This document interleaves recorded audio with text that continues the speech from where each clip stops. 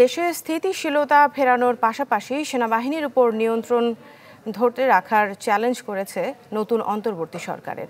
ভূ রাজনৈতিক নানা সমীকরণের খেলাতেও টিকে থাকতে হবে তাদের, এমনই মত রাজনৈতিক ও নিরাপত্তা বিশ্লেষকদের। New Zealand dairy, excellence in quality. ছাত্র জনতার অভ্যুত্থানে শেখ হাসিনার সরকারকে হটিয়ে ডক্টর মোহাম্মদ ইউনূসের নেতৃত্বে গঠিত হয়েছে অন্তর্বর্তী সরকার। তবে বন্ধুর এক পথ পাড়ি দিতে হবে এই সরকারকে, মোকাবেলা করতে হবে কঠিন সব চ্যালেঞ্জ। ইলিনয় স্টেট ইউনিভার্সিটির রাজনীতি ও সরকার বিভাগের ডিস্টিংগুইশড অধ্যাপকের মতে, আইন শৃঙ্খলা পরিস্থিতি স্বাভাবিক করে দেশে শান্তি ফেরানো এখন বড় চ্যালেঞ্জ। একই সাথে বিগত সরকারের দুর্নীতি, অনিয়ম, সিন্ডিকেট ভেঙে গড়তে হবে নতুন ব্যবস্থা, যাতে প্রতিরোধের চেষ্টা করবে বিরোধীরা।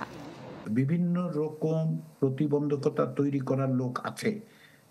ক্ষমতা থেকে যারা ক্ষমতাচ্যুত হয়েছেন তারা আসলে ক্ষমতায় প্রত্যাবর্তন করার আগেই তাদের তো ক্ষমতায় প্রত্যাবর্তনের স্বপ্ন থাকবেই।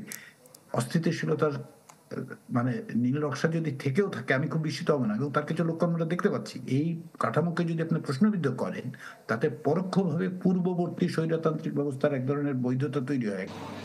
নিরাপত্তা বিশ্লেষক অবসরপ্রাপ্ত মেজর এমদাদুল ইসলাম বলেন, সেনাবাহিনীর ওপর বর্তমান সরকারের কতটা নিয়ন্ত্রণ থাকবে সেটি গুরুত্বপূর্ণ।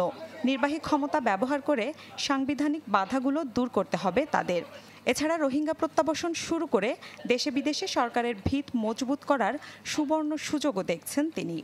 সংবিধানের অনেক ধরনের বিষয় আশয় আছে, সেটা তারা নির্বাহী আদেশের মাধ্যমে কিভাবে এখন সামনে এগিয়ে নেবে বা ভবিষ্যতে সেটাকে কিভাবে কার্যে বা বাস্তবে রূপ দিবে, এইসব জিনিসগুলো কিন্তু এই অন্তর্বর্তীকালীন সরকারের সামনে আসবে।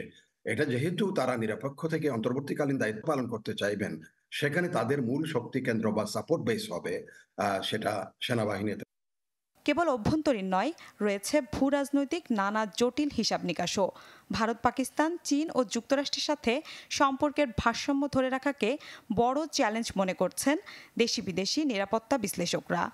ভারত এবং বাংলাদেশের যে অটুট সম্পর্ক, এত ভালো সম্পর্ক এত বছর ধরে চলছে, সেটা যেন এভাবেই এগিয়ে যায়। দুই দেশকে যেরকম যে ইস্যুগুলো আছে, ধরুন সেটা বর্ডারের হতে পারে, তিস্তার হতে পারে, এছাড়া রেল ট্রানজিটের চুক্তির বিষয়টাও আমি আনবো, যেটাতে আমার মনে হয় যে দু দেশেই কিন্তু জিনিসটা ভালোভাবে এগিয়ে নিয়ে যাওয়া উচিত।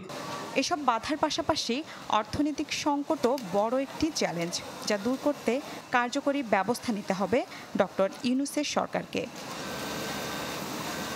নীলা খন্দকার, চ্যানেল 24।